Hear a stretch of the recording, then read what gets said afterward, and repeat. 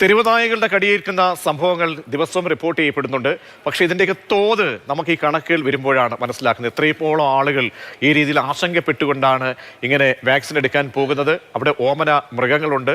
തെരുവുനായകൾ, വളർത്തുനായകൾ ഉൾപ്പെടെയുള്ളവരുടെ കടിയേൽക്കുന്ന നിസ്സാര സംഭവങ്ങളായി മാറുന്നു എന്നതാണ്. അപ്പോൾ ഇതിൻ്റെ പിന്നിലുള്ള വലിയ കണക്കുകൾ, നമ്പർ വരുമ്പോൾ നമ്മളത് തീർച്ചയായും പരിശോധിക്കപ്പെടേണ്ടതാണ്. എന്തുകൊണ്ടാണ് ഇങ്ങനെ സംഭവിക്കുന്നത് എന്ന് ഡോക്ടർ അമർ ഫെറ്റിൽ തത്സമയം ചേരുന്നുണ്ട്. ഒപ്പം തന്നെ ഹബീറ എൻ നിയ ഫൈസൽ, നമ്മുടെയൊക്കെ തന്നെ ഉള്ളിലെ ഓർമ്മ നിയ ഫൈസൽ എന്ന ആ കുഞ്ഞ് മകൾ ഇങ്ങനെ ഇതേ ഒരു അവസ്ഥയിൽ മരണപ്പെട്ട് ജീവൻ നഷ്ടമാകുന്ന മകളുടെ അമ്മ കൂടി ചേരുകയാണ്. ആദ്യം ഡോക്ടർ അമർ ഫെറ്റിൽ, ഒരു വർഷം, അതായത് കഴിഞ്ഞ വർഷം മാത്രം ഉള്ള കണക്കുകളാണ് വരുന്നത്.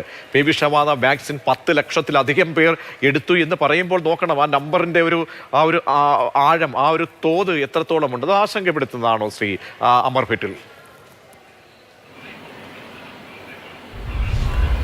തീർച്ചയായിട്ടും ഒരു മൃഗത്തിൻ്റെ അടുത്തുനിന്ന് ഒരു കടിയേൽക്കുകയും നമുക്കുള്ള അറിവ്, ഇന്നുള്ള ശാസ്ത്രീയമായ അറിവ്, ഒരുവിധമുള്ള എല്ലാ മൃഗങ്ങളും, റെപ്റ്റൈൽസ്, പക്ഷികൾ ഒഴിച്ച്, പ്രാണികൾ ഒഴിച്ച് ബാക്കിയുള്ള ഏത് മൃഗം, അതിനകത്ത് പട്ടി ആയിക്കോട്ടെ, പൂച്ച ആയിക്കോട്ടെ, മറ്റേത് മൃഗം ആയിക്കോട്ടെ, അപ്പോൾ ഇങ്ങനെ ഏത് മൃഗത്തിൻ്റെയും കടി അപ്രതീക്ഷിതമായി ഏൽക്കുമ്പോൾ അതിനകത്തെല്ലാം റേബീസ് അണുബാധയുടെ ഒരു സാധ്യത, പേവിഷബാധ എന്നറിയപ്പെടുന്ന റേബീസ് അണുബാധയുടെ ഒരു സാധ്യത വ്യക്തമായി ഉണ്ട് എന്നുള്ളത് കൊണ്ട് ഇങ്ങനെ ഒരു സിറ്റുവേഷൻ നമ്മുടെ ആശുപത്രിയിൽ കാഷ്വാലിറ്റി വരുമ്പോൾ അവർക്ക് ഇതിൻ്റെ സംരക്ഷണം, റേബീസ് സംരക്ഷണം കൊടുക്കുക എന്നുള്ളത് എന്തായാലും നമ്മുടെ ഒരു കടമയാണ്. അപ്പോൾ അതിനകത്ത് വാക്സിൻ യൂസ് ചെയ്താണ് അത് ചെയ്യുന്നത്. തീർച്ചയായിട്ടും ഈ ബൈറ്റുകൾ ഇത്രയധികം നടക്കുമെന്നുള്ളതും പിന്നെ അതിനെല്ലാം നമ്മൾ മരുന്ന് കൊടുക്കേണ്ടി വരുന്നു എന്നുള്ളതും തീർച്ചയായിട്ടും ആശങ്ക ഉളവാക്കുന്നൊരു കാര്യം തന്നെയാണ്. പക്ഷേ നമുക്കൊരു ഓൾട്ടർനേറ്റീവ് ഇല്ല. മറ്റ് രോഗങ്ങളൊക്കെയാണ് പലതിനും മരുന്നുണ്ട്, അങ്ങനെയൊക്കെ ചെയ്യാം. പക്ഷേ റേബീസിന് മരുന്നുകളൊന്നും ഇല്ല എന്ന് തെളിവായിട്ടുള്ള കാര്യമാണ്. അത് വന്നു കഴിഞ്ഞാൽ പ്രൊട്ടക്ഷനാണ് നമ്മുടെ ഏക ആയിട്ടുള്ള ആശ്രയം. അപ്പോൾ നമ്മളത് കൊടുക്കാൻ ഡ്യൂട്ടി ബൗണ്ടും കൂടെയാണ്. അങ്ങനെയാണ് ഇത്രയും അധികം ആൾക്കാർക്ക് ഇതിന് വാക്സിനും ഒക്കെ കൊടുക്കേണ്ടി വരുന്നത്. രണ്ടാമത് പലപ്പോഴും ഈ എന്ത് തരം ബൈറ്റെന്നും എക്സ്പോഷറെന്നും പലപ്പോഴും പേടിയുള്ളത് കൊണ്ട് ആൾക്കാർ വരാറുണ്ട്. അതിനകത്ത് നമ്മൾ അന്വേഷിക്കുമ്പോൾ അധികവും കുഴപ്പമുണ്ടാക്കാൻ സാധ്യതയുള്ള ബൈറ്റുകളോ അല്ലെങ്കിൽ കോണ്ടാക്റ്റോ ആണ്, മാന്തലും ഒക്കെയാണ്. അപ്പോൾ ഇതൊന്നും പ്രൊട്ടക്ഷൻ ആവശ്യമില്ലാത്ത വളരെ ചെറിയ സംഖ്യ ആയിരിക്കും ചിലപ്പോൾ അതിനകത്തുള്ളത്. ഒരു നോർമൽ സ്കിൻ. ഡോക്ടർ, നമ്മുടെ കാലമൊക്കെ മാറുമ്പോൾ നമ്മൾ ഒരുപാട് ഈ മൃഗങ്ങളുമായിട്ട് നമ്മുടെ പെറ്റ് ആനിമൽ എന്ന രീതിയിലൊരു കൺസെപ്റ്റ് ഇപ്പോൾ കൂടി വരുന്ന സമയമാണ്. അപ്പോൾ ആ രീതിയിൽ നമ്മുടെ വീട്ടിൽ വളർത്തുന്ന അല്ലെങ്കിൽ വീട്ടിൽ നമ്മുടെ ഓമന മൃഗങ്ങൾ ഒക്കെ അതൊക്കെ ഏൽപ്പിക്കുന്ന ആ ഒരു ബൈറ്റ്, താങ്കൾ പറഞ്ഞതുപോലെ തന്നെ അത് എത്രത്തോളം ശ്രദ്ധിക്കേണ്ടതായി മാറുന്നുണ്ട്. അങ്ങനെ ഒരു കരുതൽ, ഒരു ജാഗ്രത അനിവാര്യമായി വരുന്നുണ്ട്. പലരും ഒരു പക്ഷേ കൂടുതലും കുഞ്ഞുങ്ങളൊക്കെ എന്താ നായകൾ നക്കിയോ ഒക്കെ ചെയ്യുമ്പോഴൊന്നും അതിൻ്റെ ഒരു കാര്യമായിട്ടൊരു ശ്രദ്ധ അവർ അങ്ങനെ പതിപ്പിക്കാറില്ല. പക്ഷെ അത് അവിടേക്ക് ഒരു കരുതൽ എടുക്കേണ്ടതാണ് എന്നാണ് ഈ കണക്കുകൾ സൂചിപ്പിക്കുന്നത്. അതെ, വീട്ടിനകത്താകുമ്പോഴേക്കും ഹോൾ ഫാമിലിയിലെ എല്ലാ അംഗങ്ങളും ഈ വളർത്തു മൃഗത്തിനെ കൈകാര്യം ചെയ്യും. അതിനകത്ത് മുതിർന്നവരാണെങ്കിൽ നമുക്കൊരു ശാസ്ത്രീയമായിട്ടുള്ള അറിവോ അല്ലെങ്കിൽ പൊതുവായിട്ടുള്ളൊരു കോമൺ സെൻസ് അറിവ് നമുക്ക് കിട്ടിയിട്ടുണ്ട്. അപ്പോൾ ഏതൊരു വ്യക്തിയും നമുക്ക് നല്ല ലിറ്ററേറ്റ് ആയിട്ടുള്ള സ്റ്റേറ്റാണ്. നമ്മുടെ എല്ലാ ജനങ്ങളും ആരോഗ്യത്തിനെ പറ്റി ബോധവാന്മാരാണ്. അപ്പോൾ നമുക്കറിയാം ഇങ്ങനെ ഒരു കോണ്ടാക്റ്റ് വന്നാൽ നമ്മൾ ഹോസ്പിറ്റലിൽ പോകണം, ഡോക്ടറെ ഒരു ഉപദേശം തേടണം, അതിനുള്ള സംരക്ഷണം തേടണം. പക്ഷേ കൊച്ചു കുട്ടികൾക്ക്, കുഞ്ഞുവാവകളാണ്, അവർക്ക് ഇതിൻ്റെ പ്രത്യാഘാതങ്ങൾ അറിഞ്ഞുകൂടാത്തൊരു പ്രായമുണ്ട്. അപ്പോൾ തീരെ കൊച്ചു കുട്ടികളെ ഒന്നെന്ന് വെച്ചാൽ മൃഗങ്ങളുമായിട്ടുള്ള കോണ്ടാക്റ്റ് സൂപ്പർവൈസ്ഡ് ആയിരിക്കണം, അല്ലെങ്കിൽ നമ്മൾ സമ്മതിക്കരുതെന്നുള്ളതാണ്. ഇപ്പോൾ പെറ്റ്സിനെ എല്ലാവർക്കും ഇഷ്ടമാണ്, വളർത്തുമൃഗത്തിന് ഇഷ്ടമല്ലാത്ത ആരും തന്നെ കാണൂല. അവരവരുടെ വീട്ടിലുള്ള വളർത്തുമൃഗത്തിനോട് എല്ലാവർക്കും സ്നേഹമാണ്. പക്ഷേ കുട്ടികൾക്ക് അതിനകത്ത് സൂക്ഷിക്കണം എന്നുള്ള എലിമെൻ്റ് അറിഞ്ഞുകൂടാത്തത് കൊണ്ട് അവരുടെ കോണ്ടാക്റ്റുകൾ എപ്പോഴും നമ്മൾ സൂപ്പർവൈസ്ഡ് ആയിരിക്കണം. പലപ്പോഴും കുട്ടികൾ ഈ പൂച്ചേനെ കൊണ്ടോ പട്ടീനെ കൊണ്ടോ വളരെ കാഷ്വലായിട്ട് കളിക്കുകയും ഒക്കെ ചെയ്യുന്നത് കാണാം. അപ്പോൾ അതിനകത്ത് റിസ്ക് കിടക്കുന്നുണ്ട്. പിന്നെയുള്ളൊരു ഓൾട്ടർനേറ്റീവ് എന്ന് വെച്ചാൽ നമ്മൾ വീട്ടിൽ വളർത്തുന്ന മൃഗങ്ങളെയെല്ലാം നമ്മൾ വെറ്റിനറി ഡോക്ടർമാരുടെ ഉപദേശപ്രകാരം. ഹരിക്കുട്ടൻ, കൊല്ലത്ത് ഒരു പ്രേക്ഷകൻ ടെലിഫോൺ ലൈനിലുണ്ട്. ശ്രീ ഹരിക്കുട്ടൻ, പറഞ്ഞോളൂ. പട്ടികളുടെ കുറിച്ച് അല്ലേ? അതെ, എല്ലാ ആനിമലിലും ഉണ്ട്. നമുക്ക് ഈ റോഡിൽ കൂടി നമ്മൾ ബൈക്ക് ഓടിക്കാൻ വന്നപ്പോൾ ഒരു പ്രാവശ്യം നമ്മൾ പട്ടി നമ്മളെ കുറുക്കെ ചാടി നമ്മൾ ചറുക്കി വീണായിരുന്നു. ഈ പട്ടിയെ സർക്കാർ ഷെൽട്ടർ കെട്ടി എവിടെയെങ്കിലും ആളുകൾ സ്ഥലത്ത് പാർപ്പിക്കണം. ഓരോരുത്തരെ കടിക്കുന്നതായാലും അല്ല പട്ടി മരണം ആൾക്കാർ കുറുക്കയാടി മരിക്കുന്നതായാലും ഒക്കെ ഒഴിവാക്കാൻ പറ്റും. സർക്കാർ നല്ല രീതിയിൽ ശ്രദ്ധിച്ചാൽ ഇതെല്ലാം നമുക്ക് മാറ്റിയെടുക്കാം. യെസ്, തീർച്ചയായും തീർച്ചയായും ഹരിക്കുട്ടൻ പറഞ്ഞതുപോലെ ഈ സർക്കാരിൻ്റെ ഭാഗത്തു നിന്നുള്ള ഒരു കെയറിങ് വളരെ പ്രധാനപ്പെട്ട കാര്യമാണ്. ABC സെൻ്ററുകളൊക്കെ തന്നെ ആ രീതിയിൽ ഉണ്ടാകണമെന്നും. പക്ഷേ നമ്മൾ ഈ വരുന്ന കണക്കുകൾ വളരെ അപകടപ്പെടുത്തുന്നതാണ്. ഹബീറ, നീയ നമ്മുടെ എല്ലാം ഒരു ഓർമ്മയായി ഇപ്പോഴും ഉള്ളിൽ നിൽക്കുകയാണ്. നീയെക്കുറിച്ച് അറിയാവുന്ന മലയാളികൾ അപൂർവമായിരിക്കും. അങ്ങനെ ഒരു വല്ലാത്തൊരു അവസ്ഥയിലേക്ക് പോകുന്ന ഒരു കാര്യവും നമുക്കെല്ലാവർക്കും അറിയുന്നതാണ്. ഹബീറയൊക്കെ തന്നെ എത്രത്തോളം അതിൽ നിന്നും മുക്തരായിട്ടുണ്ട് എന്നും അറിയുന്നില്ല.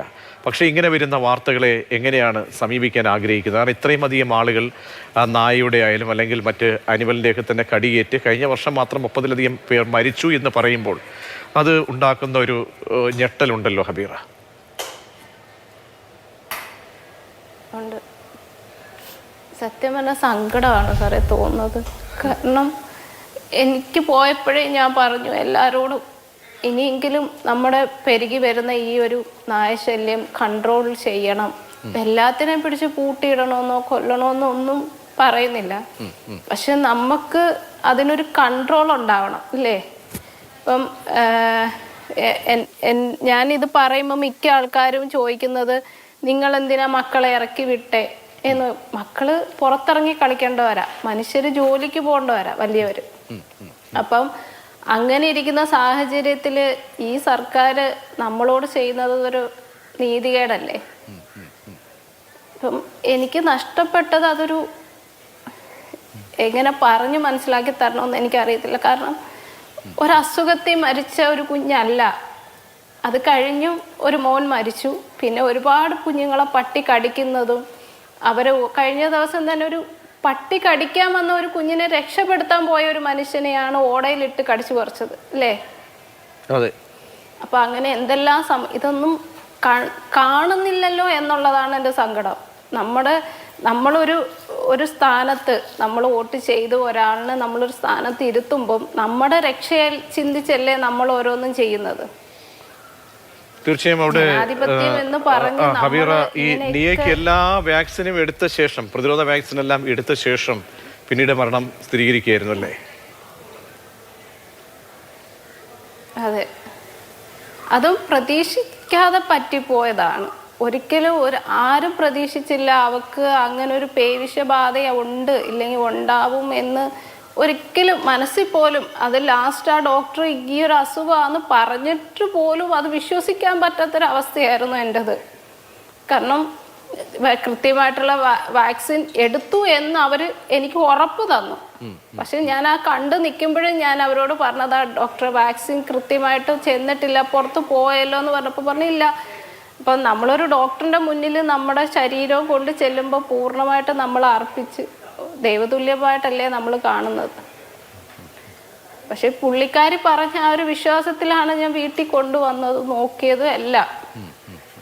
ലാസ്റ്റ് ആ ഒരു അസുഖമാണെന്ന് പറഞ്ഞപ്പോൾ അത് ഒരിക്കലും വിശ്വസിക്കാൻ പറ്റില്ല. കാരണം ആ ഒരു അസുഖം വന്നു കഴിഞ്ഞ് ഒരിക്കലും രക്ഷപ്പെടത്തില്ല. അപ്പം അങ്ങനെ ഇരിക്കുമ്പം ആ ഒരു സംഭവം വരാതിരിക്കാനല്ലേ നമ്മളെല്ലാവരും ശ്രദ്ധിക്കേണ്ടത്. തീർച്ചയായും. പക്ഷെ ആരും അതിന് മുൻകൈ എടുക്കുന്നുമില്ല. ഇപ്പം നമ്മൾ ജനങ്ങളായാൽ പോലും ഈ ഒരു ചാനൽ ചർച്ചയിലോ ഇല്ലെങ്കിൽ ഒരു വാർത്ത വരുന്നതിലോ വന്നു പോകുന്നതല്ലാതെ ഒരു മനുഷ്യനും ഇതിന് വേണ്ടിയിട്ട് ഇറങ്ങി ഇപ്പം മയക്കുമരുന്നിനെതിരെ ജനങ്ങളെല്ലാവരും ഇറങ്ങി സമരം നടത്തിയാൽ എന്തിനായാലും രാഷ്ട്രീയക്കാരായാലും എല്ലാവരും ഇറങ്ങി. പക്ഷെ ഈ ഒരു വിഷയത്തിന് മാത്രം എന്തുകൊണ്ട്? ഇപ്പം കഴിഞ്ഞ ദിവസം ഞാനൊരു ചാനലിൽ ചെന്നപ്പോൾ അവർ പറഞ്ഞത്, എൻ്റെ ഓപ്പോസിറ്റ് ഇരുന്നവർ പറഞ്ഞത്, നിങ്ങളുടെ മകൾ മരിച്ചത് വാക്സിൻ കൊണ്ടല്ലേ, വാക്സിൻ്റെ അഭാവം അല്ലെങ്കിൽ നമ്മുടെ സിസ്റ്റം തകരാറ്. പക്ഷെ എന്തിനാണ് ഞാൻ ആ ഹോസ്പിറ്റലിൽ എൻ്റെ കുഞ്ഞിനെയും കൊണ്ട് പോയത്? പട്ടി കടിച്ചത് കൊണ്ടല്ലേ. അപ്പൊ ഈ പട്ടി ഒഴിവാക്കിയാൽ തന്നെ ഈ വാക്സിൻ കൊണ്ടുള്ള പല പ്രശ്നങ്ങളും ഒഴിവാക്കിക്കൂടെ? അതൊക്കെ ഒരു ചിന്തിക്കാനുള്ള ഒരു കോമൺ സെൻസ് നമ്മുടെ സർക്കാരിനില്ലേ? തീർച്ചയായും സമീപിക്കേണ്ടതാണ്. ഇന്നത്തെ ഗൗരവമേറിയ റിപ്പോർട്ട് ബിനിൽ കൊച്ചിയിൽ നിന്നും ആ റിപ്പോർട്ട് പറയുമ്പോൾ ഞാൻ അതിലെ കണക്കുകൾ ഓരോന്നും ഇങ്ങനെ കാണുകയായിരുന്നു. പ്രിയപ്പെട്ട പ്രേക്ഷകർക്ക് നമ്മൾ എഴുതി കാണിക്കുന്നത് നമ്മൾ ചെറുതായിട്ട് ഒരിക്കലും കാണാൻ പാടില്ല. നമ്മുടെ വീട്ടിലെ നമ്മൾ ഈ കണക്കുകൾ എന്ന് പറയുമ്പോൾ 10 ലക്ഷം പേര് കഴിഞ്ഞ വർഷം മാത്രം വാക്സിൻ എടുത്തു എന്ന് പറയുമ്പോൾ ബാക്കിയുള്ള ആളുകളൊക്കെ ഈ കടിയേൽക്കുന്ന അല്ലെങ്കിൽ ചെറുതായിട്ടൊക്കെ സ്പർശനം ഏൽക്കുകയൊക്കെ ചെയ്യുന്ന എത്രയോ ആളുകളുണ്ടെന്ന് നമ്മൾ ചിന്തിക്കണം. ഇപ്പോൾ ജോസ് എന്ന ഒരു പ്രേക്ഷകൻ തൃശ്ശൂരിൽ നിന്നും ടെലിഫോൺ ലൈനിൽ ചെയ്തുകൊണ്ട് ശ്രീ ജോസ് പറഞ്ഞോളൂ. സർ, എനിക്ക് പറയാനുള്ളത്, അതായത് ഇപ്പോ പട്ടികളുടെ കടിയേറ്റ് കഴിഞ്ഞിട്ട് ആൾക്കാർ മരിക്കുന്നതാണ് പറയുന്നത് അല്ലേ? ഹലോ പറഞ്ഞോളൂ.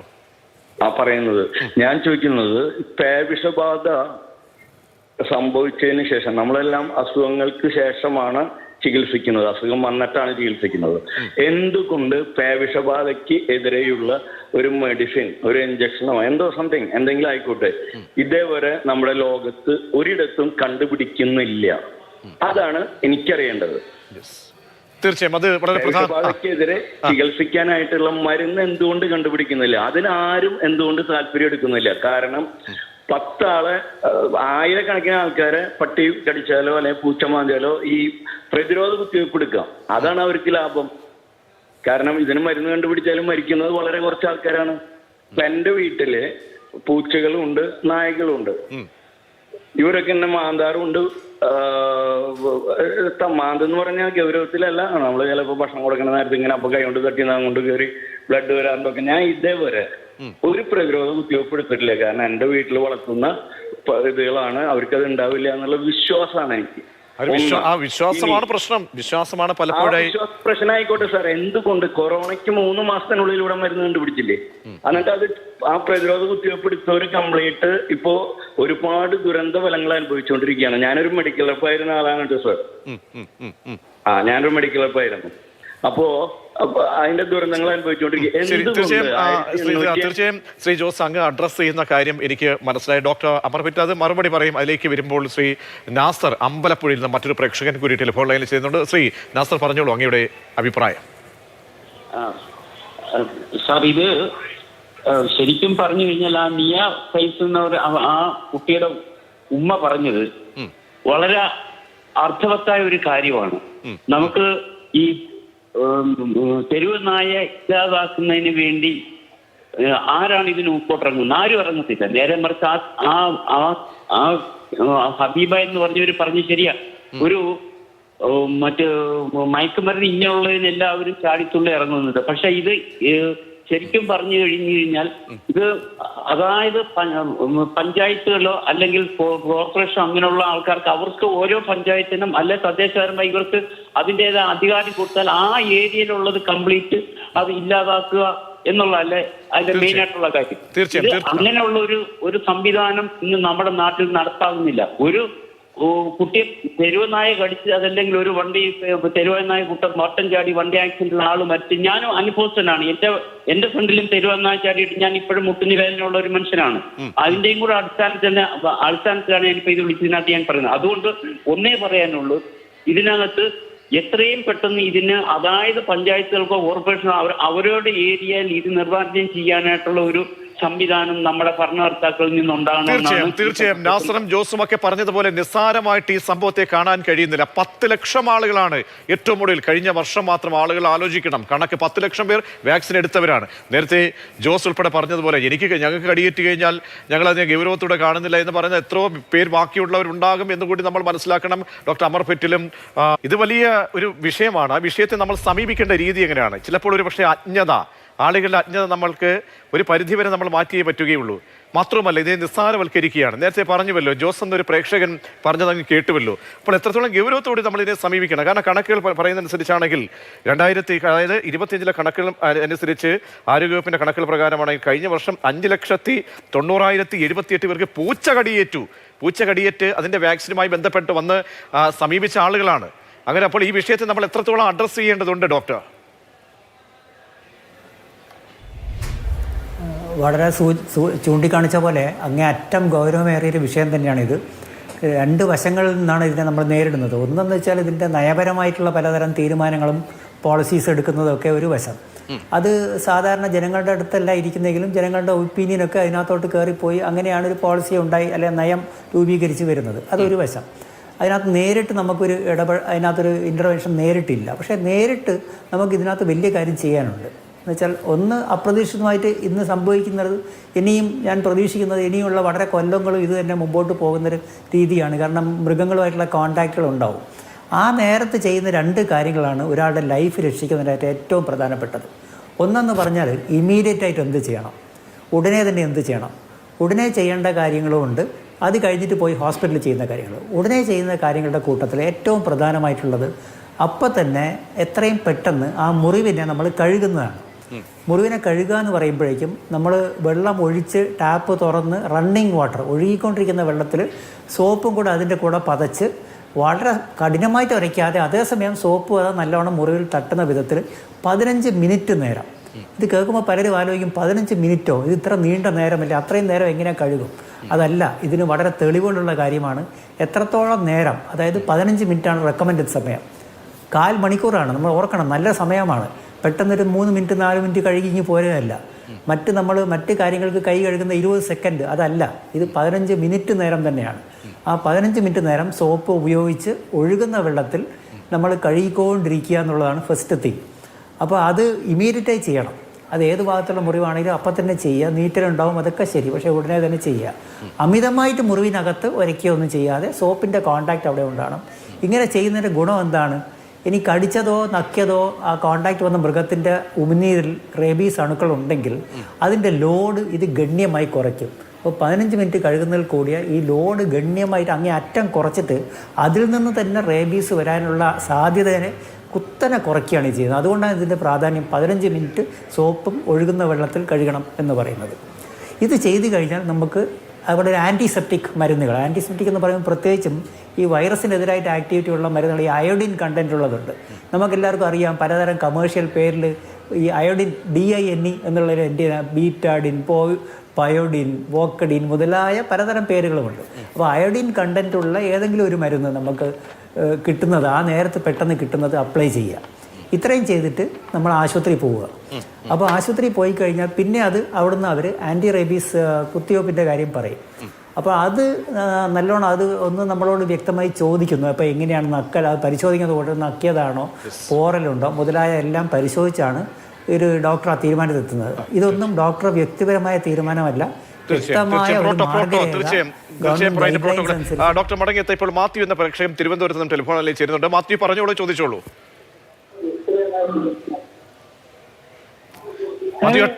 ഇമ്പോർട്ടൻ്റ് ആയിട്ടുള്ള മെസ്സേജ് ഞാൻ പറയാം.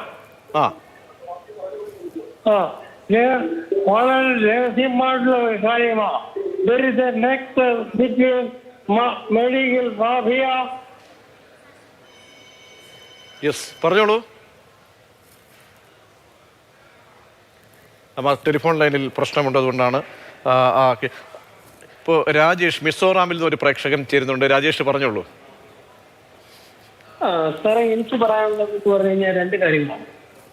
ഒന്ന്, ഈ നിങ്ങൾ ചാനലുകളാണ് മെയിനായിട്ട് ഈ പ്രശ്നങ്ങളെ കൂടുതൽ വഷളാക്കുന്നത്. അതായത് നായ്ക്കളെ എവിടെങ്കിലും ഒന്ന് അറ്റാക്ക് ചെയ്ത് കഴിഞ്ഞാൽ ആദ്യം അതൊരു സെൻസേഷണൽ ന്യൂസ് ആക്കി എടുത്തുകൊണ്ട് ആ നായ ആക്രമിച്ചവനെയും ചെയ്തവരെയും പോലീസിൽ ഏൽപ്പിക്കുന്നവരെ നിങ്ങൾ ആ ന്യൂസ് കൊടുത്തിട്ടിരിക്കും.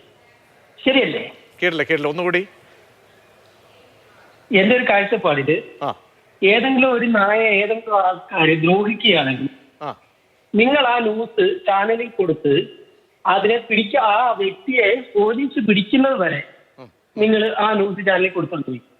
അതൊക്കെ തന്നെയാണ് ഇവിടെ ഏറ്റവും വലിയ പ്രശ്നങ്ങളായിട്ട് വരുന്നത്. ഇവിടെ ഈ പറയുന്ന കൂട്ട് കോടതികളോ പോലീസോ ഒന്നും ഇടപെടുന്നില്ല.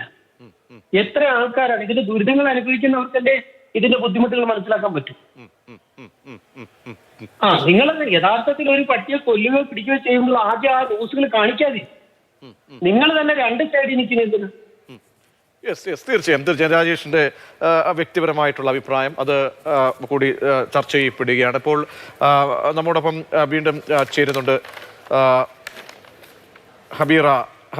നിയ ഫൈസലിന്റെ അന്നത്തെ ഒരു പ്രതികരണം ഞാൻ കേൾക്കുകയായിരുന്നു. കാരണം ഉമ്മച്ചി എൻ്റെ പുസ്തകങ്ങൾ വാങ്ങണേ, നിയ ഫൈസൽ ഉമ്മയോട് പറഞ്ഞ അവസാനത്തെ വാക്കുകളാണ്. കാരണം ഇപ്പോഴും അന്നത്തെ ആ വാക്കുകൾ കേൾക്കുമ്പോൾ അന്നത്തെ താങ്കളുടെ ആ പ്രതികരണമൊക്കെ നമ്മുടെ ഉള്ളിൽ നിന്ന് മാറുന്നതേയില്ല. അപ്പോൾ എത്രത്തോളം ഒരു പക്ഷേ ആ ട്രോമയിൽ നിന്നൊക്കെ ഇങ്ങനെ മാറി വന്നു കഴിഞ്ഞു, അങ്ങനെ മാനസികാവസ്ഥ ഇപ്പോഴും പഴയതുപോലെയൊക്കെ ആയിട്ടുണ്ടോ? എങ്ങനെയാണ്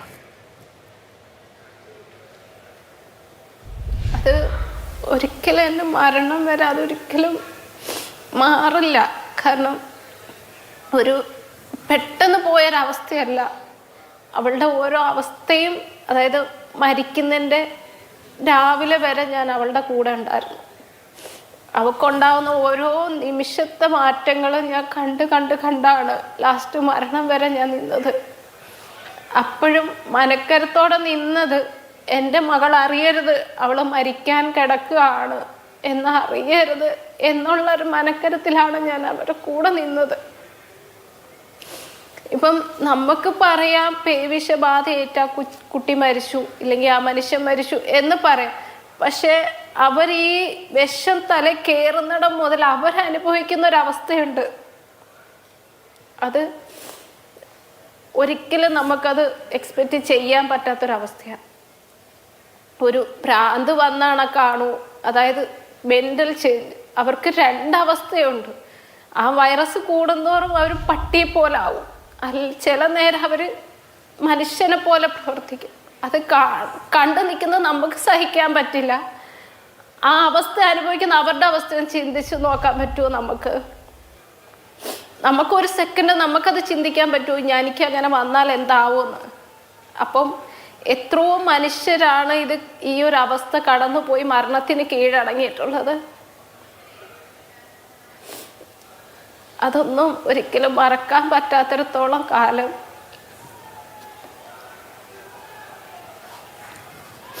ഇപ്പം സാറ് പറഞ്ഞാണ്, ഡോക്ടർ പറഞ്ഞ കണക്ക് 15 മിനിറ്റ് സോപ്പിട്ട് കഴുകണമെന്ന് പറയുന്നു. ഒരു പൊടിക്കുഞ്ഞിന് നമ്മൾ കണ്ണിൽ ഇത്തിരി സോപ്പിൻ്റെ പത പോയാൽ അവർ അത്രത്തോളം നിലവിളിക്കും. ആ ഒരു കുഞ്ഞിന് നമ്മൾ ആ മുറിവിനകത്ത് സോപ്പിട്ട് 15 മിനിറ്റോളം കഴുകുന്ന അവസ്ഥയൊന്ന് ആലോചിച്ച് നോക്കേ. ഞാൻ കണ്ടിട്ടുണ്ട് എൻ്റെ മോൾക്ക് 1 അല്ല 2 അല്ല 3 വട്ടം കഴിയിട്ടാണ് ഞാൻ ഹോസ്പിറ്റലിൽ കൊണ്ട് പോകുന്നത് പോലും. അവരൊരു ഇപ്പോൾ സാറ് പറഞ്ഞ കണക്ക് ബീറ്റാഡി പോലുള്ള മരുന്നുകൾ അതിനകത്ത് അപ്ലൈ ചെയ്യാം.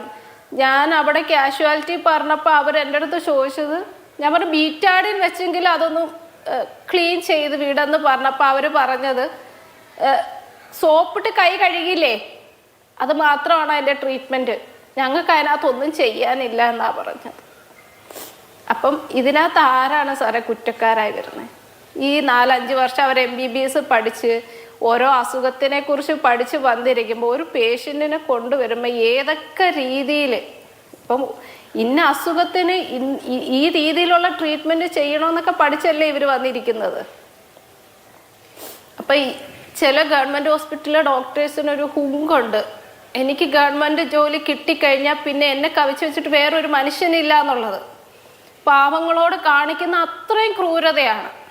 കാരണം അവർ തറവാടിൽ നിന്ന് കൊണ്ടുവന്നാണ് ഈ ഹോസ്പിറ്റലിൽ വെച്ചിട്ട് ജനങ്ങൾക്ക് അവർ സേവനം ചെയ്യുന്നതാണ്. അപ്പം എൻ്റെ സേവനം ഇത്രയും മതി.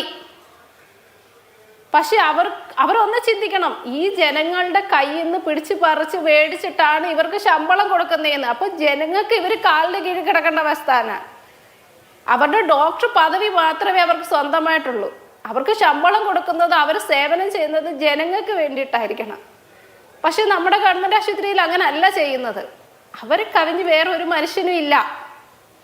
നമ്മൾ പണ്ട് രാജഭരണ കാലത്ത് കൈ കെട്ടി നിൽക്കുന്ന കണക്ക് അവർ ഗവൺമെൻറ് ആശുപത്രി ചെന്ന് ക്യൂ നിന്ന് നോക്ക്, ഡോക്ടേഴ്സിന്റെ ചീത്ത വിളി കേൾക്കുന്നത് നമുക്ക് കാണാൻ പറ്റും. അവരെ ഒരിക്കലും നമുക്ക് മാറ്റാൻ പറ്റില്ല. അപ്പം ഈ ഒരു അസുഖം വരാതെ നോക്കണം. കാരണം അത്രയ്ക്ക് സഹിക്കാൻ പറ്റത്തില്ല നമ്മുടെ കുഞ്ഞുങ്ങൾ ആ ഒരു അവസ്ഥയിൽ കിടക്കുന്നത്. അവർ പോലും അറിയത്തില്ല അവർ മരണത്തിന് കീഴടങ്ങേണ്ടവർ. അവർക്ക് എന്തെല്ലാം ആഗ്രഹങ്ങളുണ്ട് അടുത്ത വർഷത്തേക്ക്. ഇപ്പം എൻ്റെ മോക്ക് ഒരുപാട് ആഗ്രഹമായിരുന്നു, സ്കൂള് തുറക്കുമ്പം പുതിയ ബാഗ്, പുസ്തകം, പുതിയ അധ്യയനം, അങ്ങനെ പോകണം, യൂണിഫോം മേടിക്കണം, അങ്ങനെ ഒരുപാട് ആഗ്രഹങ്ങൾ. അവരുടേതായ കുഞ്ഞു കുഞ്ഞു ആഗ്രഹങ്ങൾ ഒരുപാടില്ലേ അവർക്ക്. അതെല്ലാം നശിപ്പിച്ചു കൊണ്ടല്ലേ നമ്മൾ ഓരോ ഇപ്പം ഞാനുൾപ്പെടെ നമ്മൾ രക്ഷകർത്താക്കൾ ഓരോ മനുഷ്യനുമാണ് ഇതുപോലെ മരിക്കുന്ന നമ്മുടെ കുഞ്ഞിൻ്റെ മരണത്തിന് ഉത്തരവാദി എന്നാണ് ഞാൻ വിശ്വസിക്കുന്നത്. നമ്മുടെ മക്കളെ സേഫ് ചെയ്യാൻ വേണ്ടിയിട്ട് ഈ ഒരു വിഷയത്തിൽ നമ്മൾ ഒരിക്കലും ഇറങ്ങുന്നില്ല. എനിക്ക് വന്നാൽ മാത്രമേ ഞാൻ അതിന് പിറകെ പോകൂ എന്നുള്ള വാശിയിലാണ് നമ്മൾ, അല്ലേ?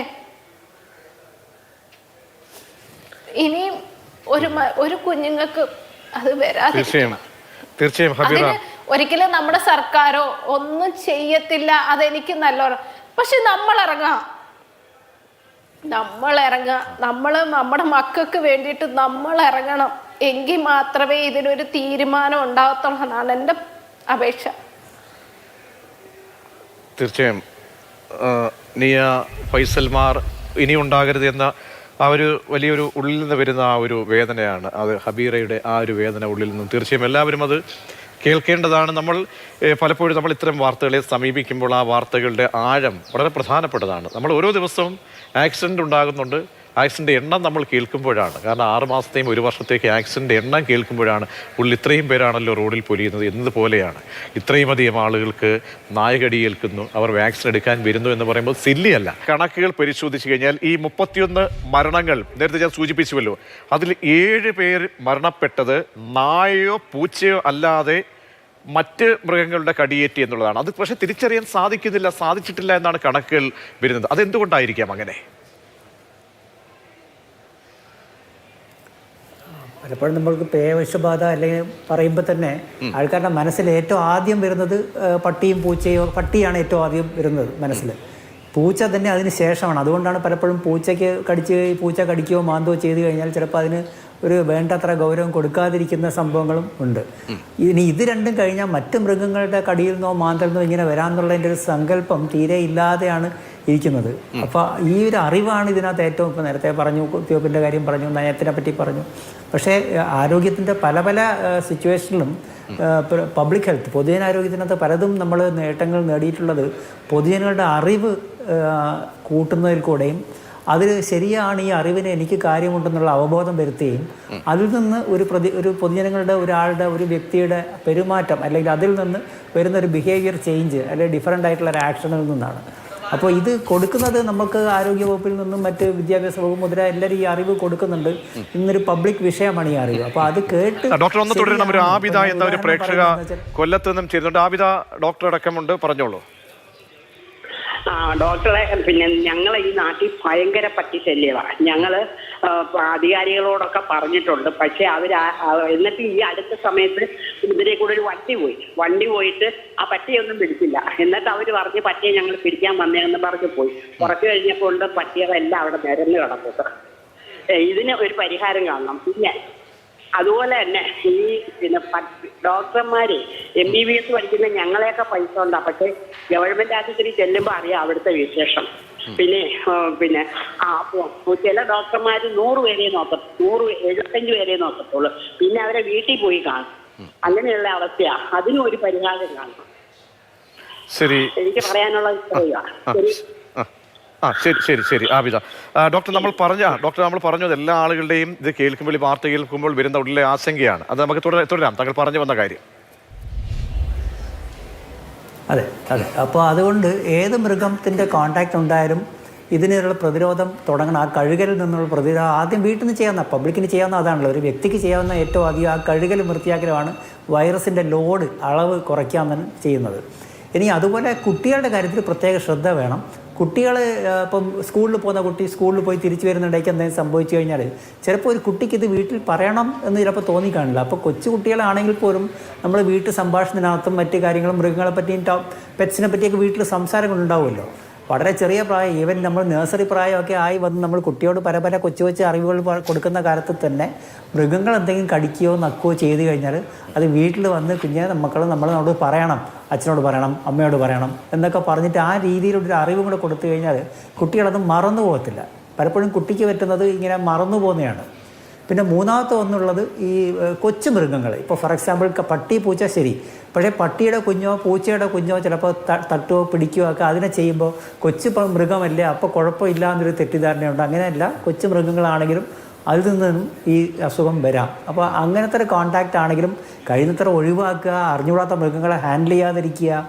അതിന് അറിവുള്ള ആൾക്കാർ ചെയ്യട്ടെ. ഇപ്പോൾ ഒരു മൃഗത്തിനെ രക്ഷിക്കണം എന്നുണ്ടെങ്കിൽ അതിൽ വല്ല പരിശീലനവും കിട്ടിയവർ ചെയ്യട്ടെ. അല്ല നമ്മൾ അറിവില്ലാതെ പോയി വെറും കൈയോടുകൂടി രക്ഷിക്കാനൊക്കെ പോകുമ്പോൾ അതുകൊണ്ട് കെയർഫുൾ ആയിരിക്കണം എന്നുള്ളതാണ്.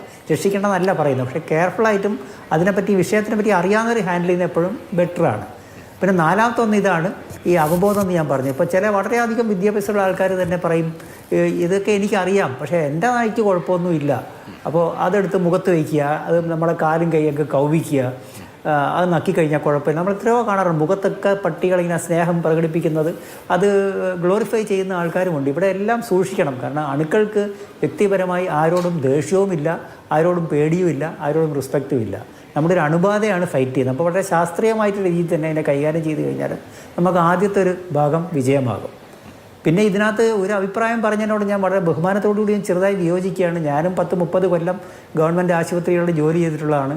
അതിൽ എത്രയോ വർഷം കാഷ്വാലിറ്റി അത്യാഹിത വിഭാഗത്തിൽ.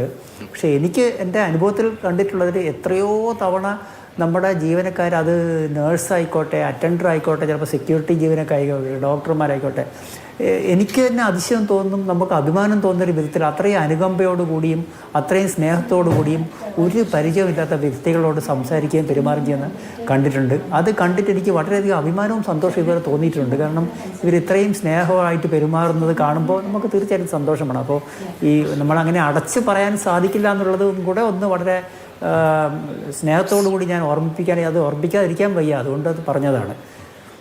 തീർച്ചയായും ഡോക്ടർ പറഞ്ഞതുപോലെ തന്നെ കോവിഡിൻ്റെ കാലത്തൊക്കെ നമ്മൾ ആ മഹാമാരിയൊക്കെ നേരിട്ടതും ഒരുപാട് പേരുടെ ഡോക്ടർമാരുടെയൊക്കെ തന്നെ ഒത്തൊരുമിച്ചുള്ള ഒരു പ്രയത്നമാണ്. ഡോക്ടർ അമർ പേട്ടിലൊക്കെ ആ കാലഘട്ടത്തിൽ അദ്ദേഹത്തിൻ്റെയൊക്കെ തന്നെ പ്രയത്നം കൂടി ഇപ്പോൾ അനുസ്മരിക്കുകയാണ്. അപ്പം നിയ ഫൈസലിനെ പോലെയുള്ള ആളുകൾ ഇനി ഉണ്ടാകില്ല എന്ന ദൃഢനിശ്ചയം എല്ലാവരും വേണം. ഈ കേൾക്കുന്ന മാതൃഭൂമി ന്യൂസിനെ ഇപ്പോൾ കേൾക്കുന്ന വളരെ ഗൗരവത്തോടെയാണ് നമ്മൾ ഈ വിഷയത്തെ സമീപിക്കുന്നത്. കാരണം ഒരു വർഷത്തിൽ മാത്രം 10 ലക്ഷത്തിലധികം ആളുകൾ വാക്സിൻ എടുത്തു എന്ന് പറയുമ്പോൾ അവിടെ 5 ലക്ഷത്തിലധികം പൂച്ച ഉൾപ്പെടെ കടിച്ചിട്ടാണ് എന്ന് പറയുമ്പോൾ നിസ്സാരവൽക്കരിക്കാൻ പാടില്ല. ഡോക്ടർ പറഞ്ഞതുപോലെ തന്നെ ഹബീറ നമ്മോട് ഹൃദയം നൊന്ത് ഓർമ്മിപ്പിച്ചതുപോലെ വളരെയധികം നന്ദി രണ്ടുപേർക്ക്.